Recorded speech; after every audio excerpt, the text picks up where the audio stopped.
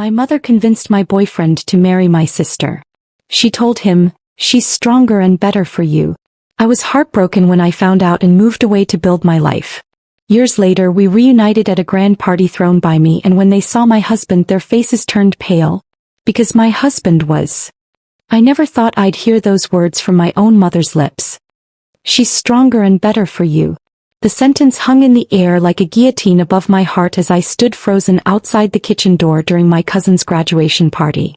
My boyfriend of 3 years, Mark, had gone to grab us drinks, but his prolonged absence had prompted me to look for him. Now I wished I hadn't.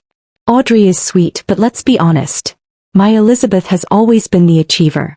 The one with real potential.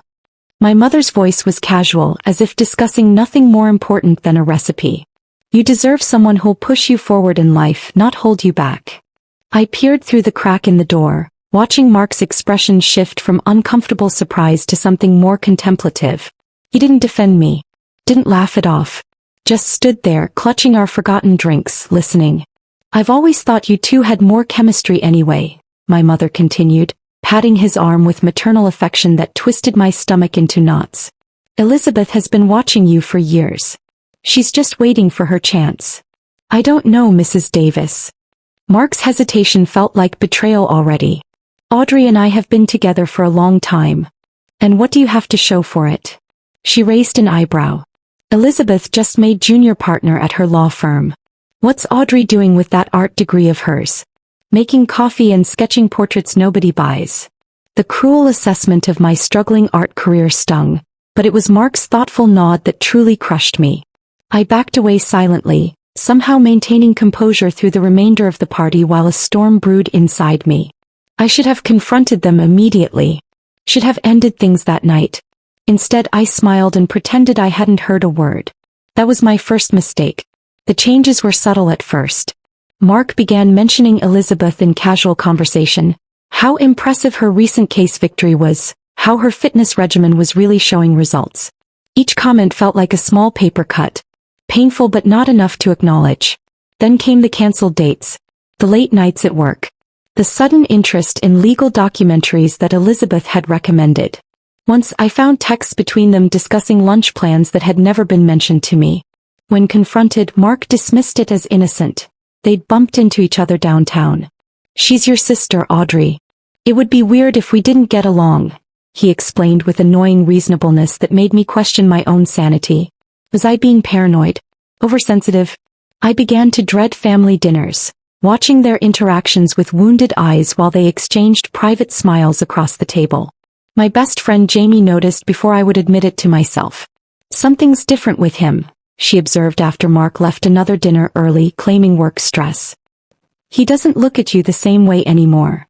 "We're just going through a rough patch," I insisted, ignoring the painful truth swelling in my chest.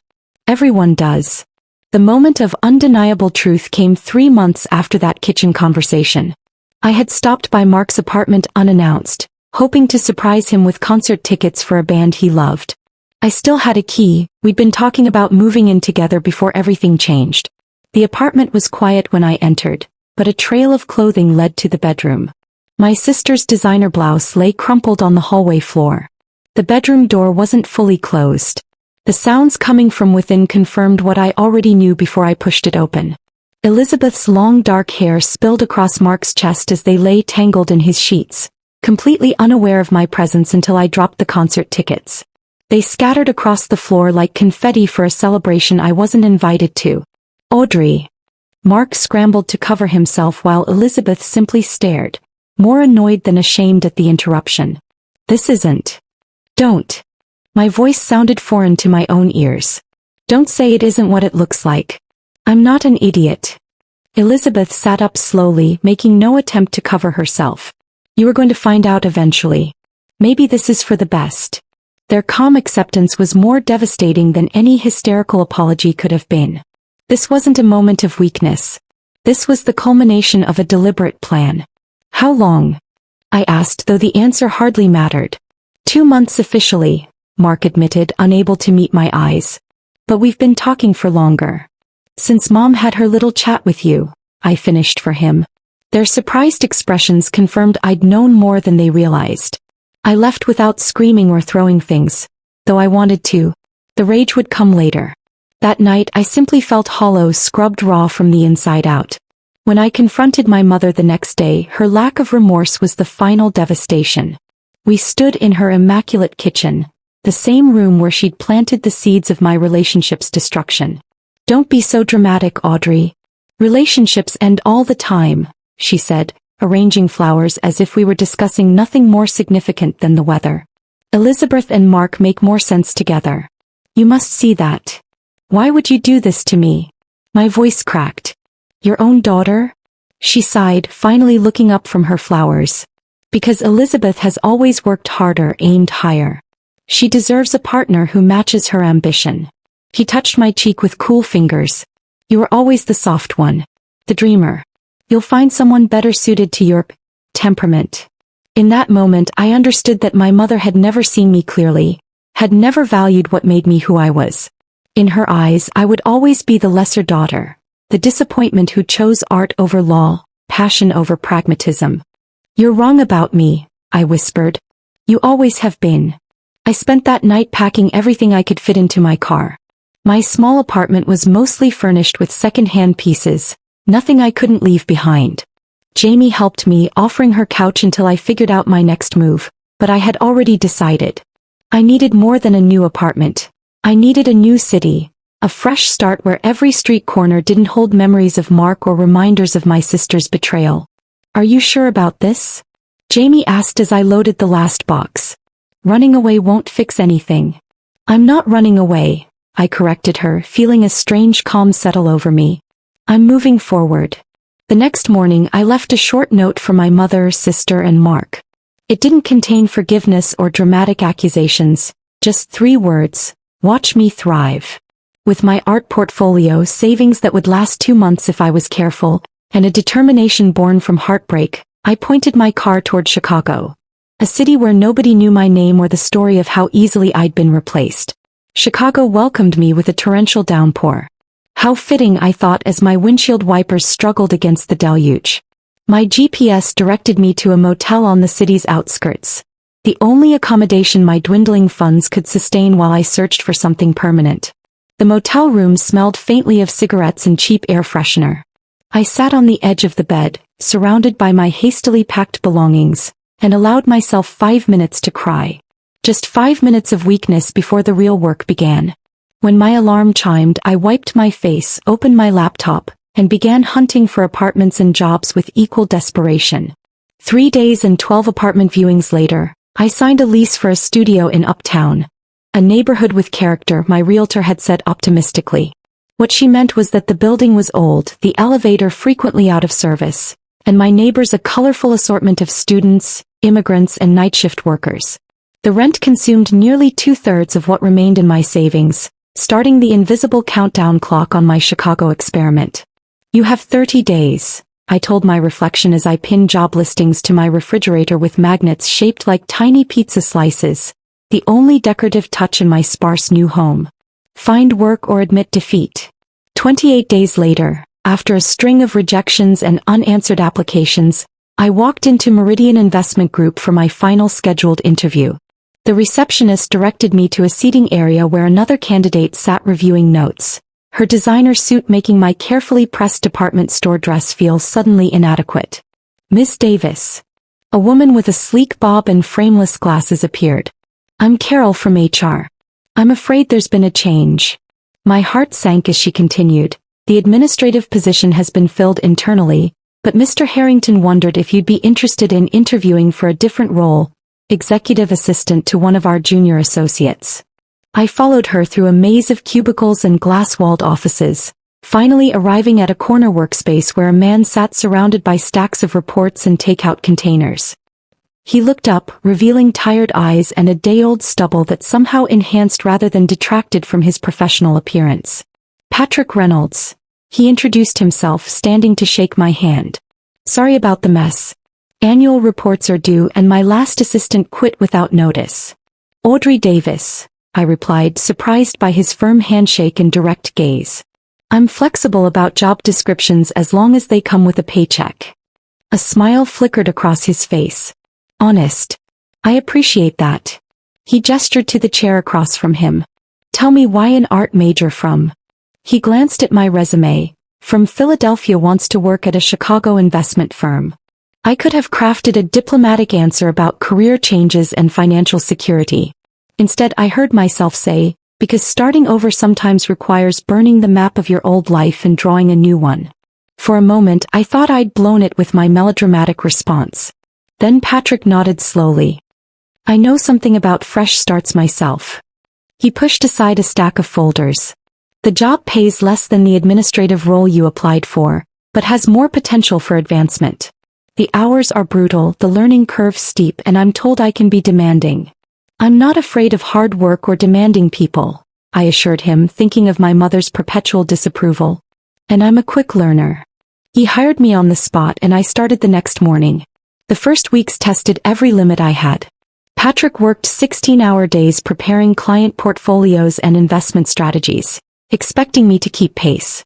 I brought him coffee that went cold while he analyzed market trends, ordered lunches he forgot to eat, and organized chaos into manageable systems while absorbing investment terminology through osmosis. Why are you still here? He asked one night at 11, looking up to find me reorganizing his client files by risk profile rather than alphabetically. Because the work isn't finished, I answered simply. Our early interactions were strictly professional but underscored by awkward moments. Like when he accidentally sent me a text meant for his brother complaining about a bad date, or when I spilled coffee across important documents and nearly cried from stress and embarrassment. It's just paper, he said, helping me blot the mess. The data's backed up. Breathe, Audrey. Lunch breaks became our unintentional bonding time. Patrick insisted I leave the office, dragging me to food trucks or hole-in-the-wall restaurants where we'd discuss everything except work, from his passion for classic motorcycles to my abandoned art. I kept my past vague, but he never pressed for details I wasn't ready to share.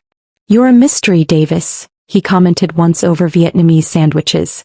Most people love talking about themselves. Most people have stories worth sharing, I deflected. As months passed, our professional rhythm improved while our personal rapport deepened. Patrick began seeking my input on client presentations. I started anticipating his needs before he voiced them. Late nights evolved from stressed silence to companionable collaboration, occasionally punctuated by surprisingly personal conversations. My father wanted me to take over his construction business, Patrick confided during a particularly late evening. He considers finance playing with other people's money. We haven't spoken in 2 years. My mother always preferred my sister. I offered in return my first mention of family. Nothing I did was ever quite good enough. He didn't offer platitudes or judgments, just understanding silence that felt more healing than any words could have been. 6 months into my Chicago reinvention, Patrick asked me to join him for dinner at an actual restaurant instead of eating takeout at our desks. I assumed it was to celebrate landing a major client. Instead, over dessert, he pushed a business plan across the table. I've been developing this for 3 years, he explained as I skimmed the document. A boutique investment firm focused on sustainable businesses and first-generation entrepreneurs. Clients who are overlooked by traditional firms. I looked up confused. It's impressive, but why show me? Because I'm leaving Meridian next month to launch it. He leaned forward, eyes intense. And I want you to come with me. Not as my assistant but as operations manager. You understand systems, people, and how to make things work in ways I never could. That's insane, I managed, pulse quickening. I barely understand the investment world. You understand more than you think, he countered. And you have something more valuable, integrity and intuition. The technical stuff can be learned. It would be risky, I said cautiously, though something inside me had already begun to say yes. Extremely, he agreed with unexpected candor. We might fail spectacularly, but I'd rather fail building something meaningful than succeed making wealthy people marginally wealthier. I studied his face, searching for signs of the impulsiveness or hollow ambition I'd seen in others. Instead, I found steady determination and genuine belief in his vision and, surprisingly, in me. When do we start? I heard myself ask, feeling for the first time since leaving Philadelphia that I was moving toward something, not just away. Our transition from colleagues to business partners happened seamlessly, but but the shift from friends to something more took us both by surprise. It began with late nights reviewing business plans that evolved into conversations about hopes and dreams, then dinners that lasted well past discussing work. 6 months into our new venture, Patrick kissed me for the first time outside our office building as snow fell softly around us. Neither of us said anything about it the next day, both afraid to complicate our precarious business relationship. But when it happened again a week later, we could no longer pretend it was an impulse. "This could ruin everything we're building," I warned him one evening. "Or it could be the foundation for something even better," he countered, always the optimist to my cautious realist. Our courtship was unconventional, business meetings that turned into dates, market research trips that became weekend getaways. We kept it private from clients and investors, determined to be taken seriously in a field where women were often viewed as accessories rather than equals. But within a year, Patrick proposed during a mundane moment, both of us in sweatpants, reviewing quarterly projections on my living room floor. "Marry me," he said suddenly, looking up from a spreadsheet. "Be my partner in everything." No ring, no rehearsed speech, just genuine certainty that caught me off guard. "People will say it's too soon," I hesitated, though my heart had already answered. "Let them talk. I've never been more sure of anything." We married 3 months later at the courthouse with only Jamie, who'd flown in from Philadelphia, and Patrick's brother Michael as witnesses. I wore a simple cream dress, Patrick a charcoal suit. No elaborate vows, just straightforward promises spoken with unmistakable conviction. "I choose you as my partner in all things," Patrick said, holding my hands tightly. "I promise that our partnership will always come first, before work, before success, before everything." The words healed something in me that had been broken by betrayal. This wasn't a man looking for someone stronger or better. He saw me exactly as I was and chose me deliberately. Our reception was dinner at our favorite Vietnamese restaurant, the one where we'd shared so many lunches. The owner, Mrs. Nguyen, insisted on decorating our table with flowers and serving champagne she'd hidden for special occasions. "To partnerships that lift us higher," Patrick toasted. Reality quickly replaced romance as we faced the challenges of a startup business. Our fledgling company, Reynolds Capital Partners, operated out of our one-bedroom apartment to save on overhead costs. The dining table became our conference room, the living room transformed into a makeshift office with filing cabinets disguised as end tables. We scheduled client meetings at cafes or hotel lobbies, carefully crafting the illusion of established success we hadn't yet achieved. I took a part-time position at an art gallery to supplement our income while Patrick pursued potential clients. Our savings dwindled as months passed without the breakthrough we needed. Some nights I'd find Patrick still awake at 3 a.m., recalculating projections or revising proposals. "We should consider taking on more traditional clients," I suggested delicately after our 6th month of barely covering expenses. "Just until we're established. If we compromise now, we'll never get back to our original vision," he argued, the stubborn determination in his voice both admirable and frightening. Our first real argument as a married couple erupted over finances. Patrick wanted to invest our emergency fund into expanding the business. I insisted we needed security. The fight ended with slammed doors and hurt feelings, but also a compromise, half for growth, half for security. It became our pattern, his ambition balanced by my pragmatism, creating equilibrium neither of us could achieve alone. 8 months into our marriage, opportunity finally knocked. A small sustainable energy company needed investors who understood their mission beyond profit margins. Patrick spent weeks developing a presentation that explained not just returns on investment but environmental impact and community benefits. I stayed up all night designing informational packets that showcased both professionalism and personality. The client chose us over established firms, bringing 3 other eco-conscious businesses with them. Finally, we had momentum. "We need to celebrate," Patrick insisted, though I was hesitant to spend money. He surprised me by recreating our first date. Takeout containers from that same Vietnamese restaurant, spreadsheets pushed aside to make room for spring rolls and noodles on our dining table. To our first major deal, he toasted with grocery store wine in coffee mugs. And to my brilliant wife who never stopped believing even when I almost did. The business grew steadily after that first breakthrough. Our apartment became increasingly cramped with file boxes and office equipment. Interns worked from our sofa. Conference calls happened in our bedroom with the door closed.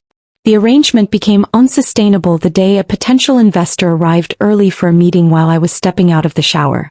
We need real office space, Patrick conceded that evening. And possibly a home where I don't find paper clips in the cereal box.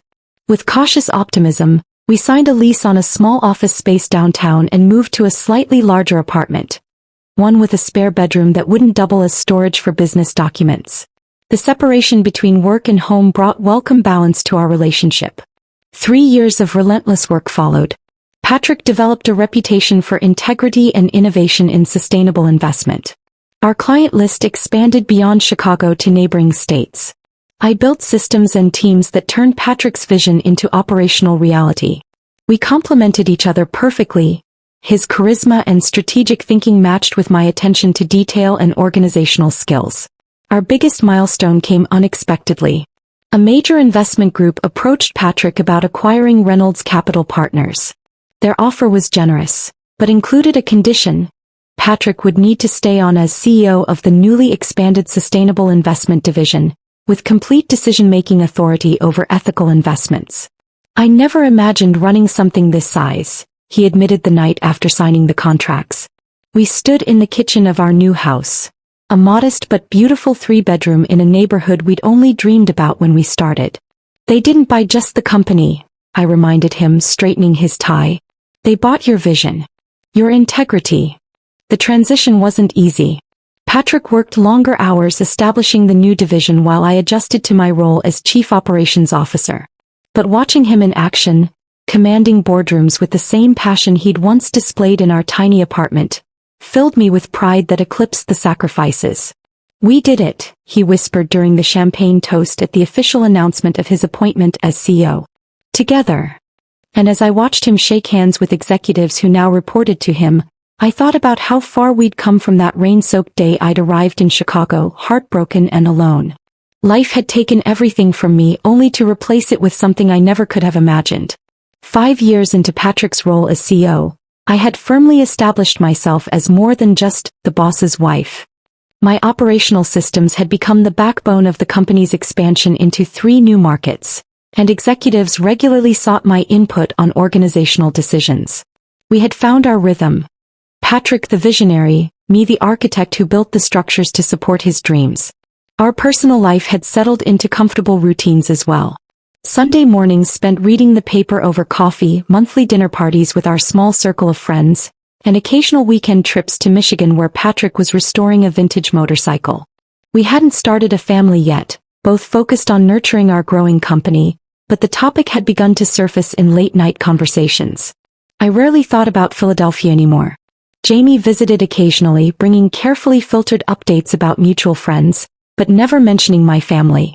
I'd made peace with that chapter of my life being firmly closed. Or so I believed until a particular Tuesday morning. You might want to see this, Patrick said, sliding a financial magazine across the breakfast table. The small headline in the corner read, Davis and Associates faces bankruptcy after failed expansion. My sister's law firm, the one she'd built with my ex-boyfriend after he left his previous position to join her practice. I didn't know you still followed news from Philadelphia, I said, trying to sound casual while my heart raced. I don't. But Meridian Investment Group is on our acquisition shortlist, and your ex works there now. Their legal department outsources to Davis and Associates. Patrick watched me carefully. I wanted you to hear it from me before the office started buzzing about it. The magazine article detailed Elizabeth's failed attempt to expand her firm nationally, resulting in mounting debt and client exodus. Mark had apparently joined Meridian's compliance team after their joint venture collapsed, taking a significant pay cut. The irony wasn't lost on me. The stronger match my mother had engineered now struggling while I sat in my beautiful kitchen beside a successful husband. Does it change your acquisition plans? I asked pragmatically. That depends on you, Patrick replied. Meridian's sustainable energy portfolio aligns perfectly with our growth strategy, but I'll walk away if it makes you uncomfortable.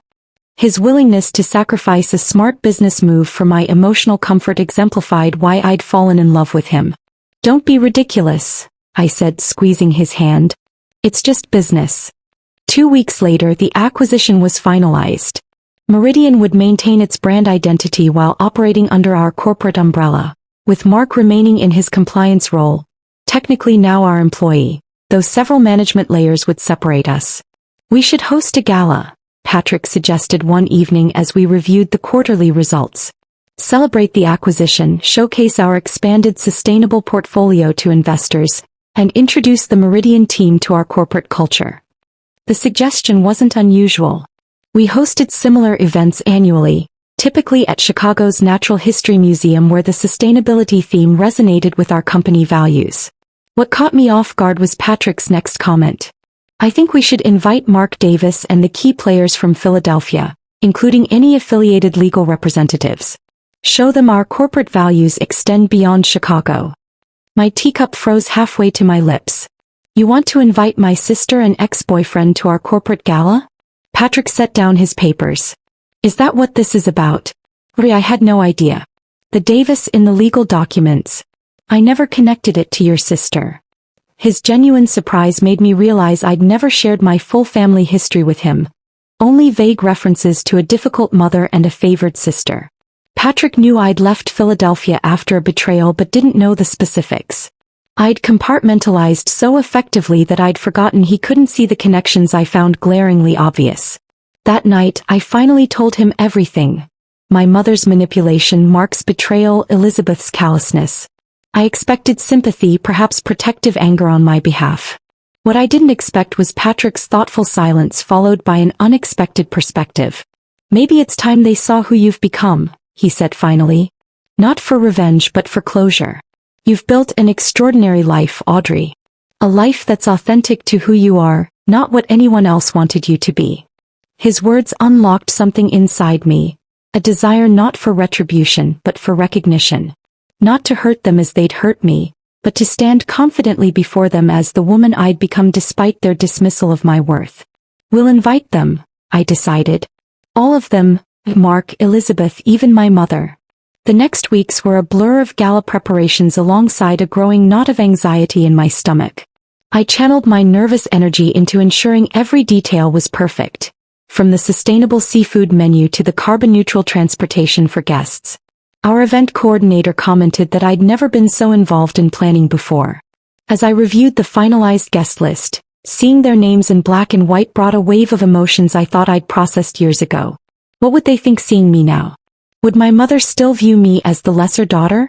Would Mark regret his choice? The questions circled like vultures despite my attempts to dismiss them.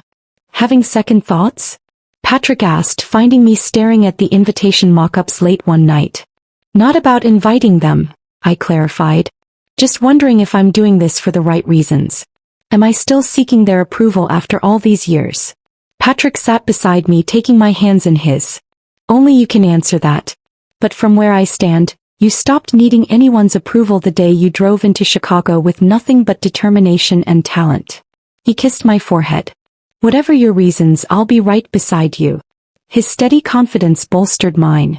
The next morning, I approved the final invitation list without hesitation. The RSVPs arrived gradually: business associates, investors, Meridian employees. Then came the response from Philadelphia. Mark would attend as Meridian's compliance officer. Elizabeth would accompany him as his wife. And most surprisingly, my mother accepted with a brief note indicating she was looking forward to reconnecting after all these years. The formal invitations were mailed 3 weeks before the event, elegant cards featuring recycled paper and soy-based ink that reflected our company's values. For my family's invitations, I included a personal note. Looking forward to showing you the life I've built. Audrey Reynolds. As the gala approached, my wardrobe became an unexpected source of anxiety. The perfect dress became symbolic. It needed to project confidence without obvious attempt to impress. After countless shopping trips, I found it, a sophisticated emerald gown that complemented my eyes and projected elegant authority. Ready to face your past? Patrick asked the night before the gala, finding me rehearsing imaginary conversations in front of our bedroom mirror. Ready to showcase my present, I corrected, suddenly certain of my purpose. This wasn't about proving my worth to people who had underestimated me. It was about honoring the journey that had led me to a life more fulfilling than anything I could have imagined when I fled Philadelphia. The Natural History Museum transformed beautifully for our gala, with sustainable lighting casting a warm glow across the grand hall. Patrick and I arrived early to review final arrangements, the organic floral centerpieces, the locally sourced menu, the jazz quartet playing softly in the corner. Everything perfect, everything a reflection of the values that had built our success. Nervous? Patrick asked, adjusting his bow tie as we watched staff add finishing touches. Oddly, no, I realized with surprise. The anxiety that had plagued me for weeks had dissolved, replaced by a calm certainty. This is our world. They're just visiting it. As guests began arriving, Patrick and I stationed ourselves near the entrance, greeting investors and colleagues with practiced ease. I wore my emerald gown with a simple diamond pendant Patrick had given me on our 5th anniversary.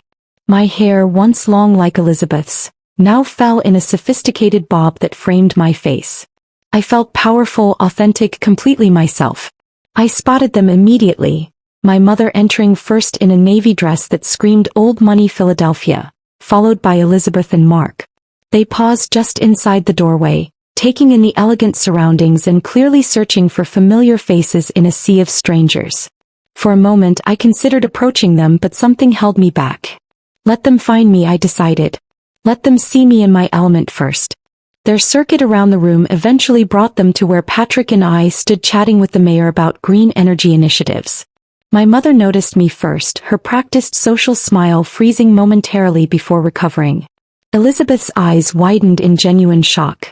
Mark simply stared, looking between Patrick and me with dawning recognition. Audrey, my mother recovered first, embracing me with theatrical affection. You look absolutely stunning. Mother, I responded evenly, accepting her air kiss. I'm glad you could make it. I turned to include Patrick. This is my husband, Patrick Reynolds. CO Patrick Reynolds, Elizabeth clarified, extending her hand.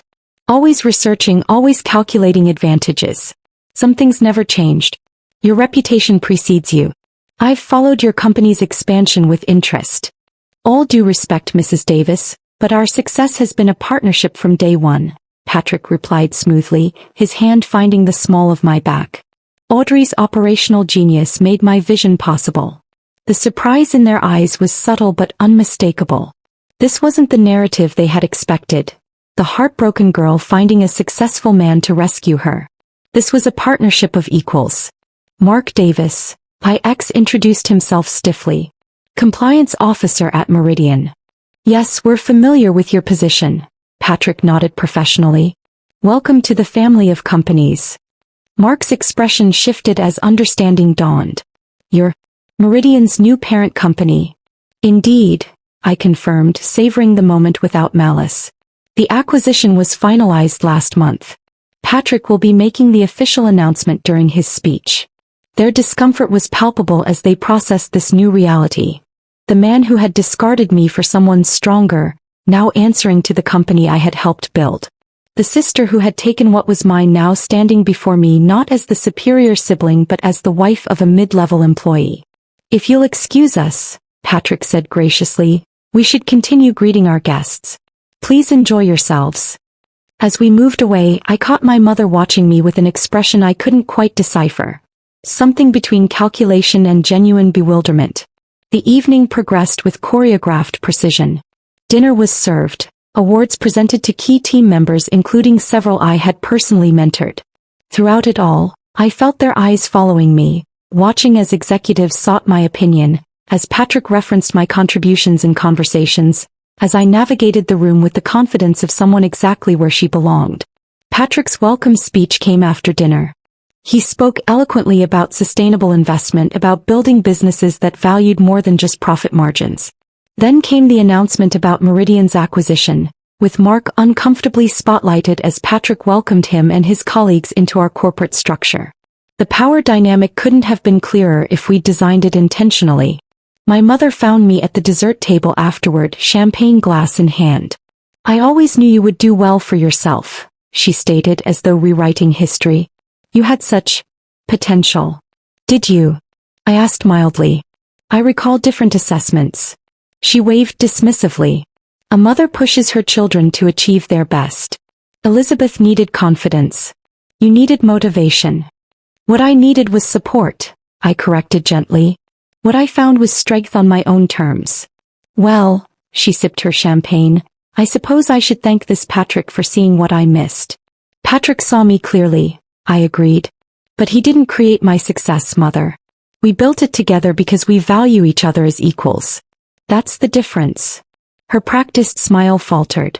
Elizabeth and Mark are having difficulties, she confided, changing tactics. Perhaps you could put in a good word? Family should help family. There it was, the real purpose behind her pleasant facade. Not reconciliation but advantage. Some things truly never changed. Their performance will determine their future with the company, I replied evenly. Just as mine did. I spotted Elizabeth approaching determinately, Mark trailing behind her. Your husband is impressive, my sister acknowledged reluctantly. The way he commands the room. You've done well for yourself. The backhanded compliment hung in the air. The implication that my success was merely a reflection of my husband's, not a partnership we'd built together. We've done well together, I corrected. That's how true partnerships work. Something worth considering in your own arrangements. Elizabeth's expression hardened at the gentle rebuke. Mark looked away uncomfortably, unable to meet my eyes. The dynamic between them seemed strained, brittle in a way that triggered not satisfaction but an unexpected pang of compassion. They had what they thought they wanted, only to discover it wasn't the prize they'd imagined. I should circulate, I excused myself. Enjoy the remainder of the evening.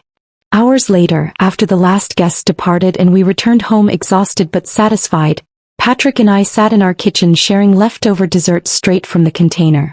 How do you feel? He asked, studying my face in the soft kitchen light. Lighter, I realized. Like I've set down something heavy I didn't know I was still carrying. He nodded thoughtfully. They seem smaller somehow. Not at all how I imagined from your stories. They are smaller, I mused. Or maybe I'm bigger. Not in status or success, but in understanding what actually matters. Which is? Patrick prompted. Building something real. Something true to yourself. I reached for his hand across the counter.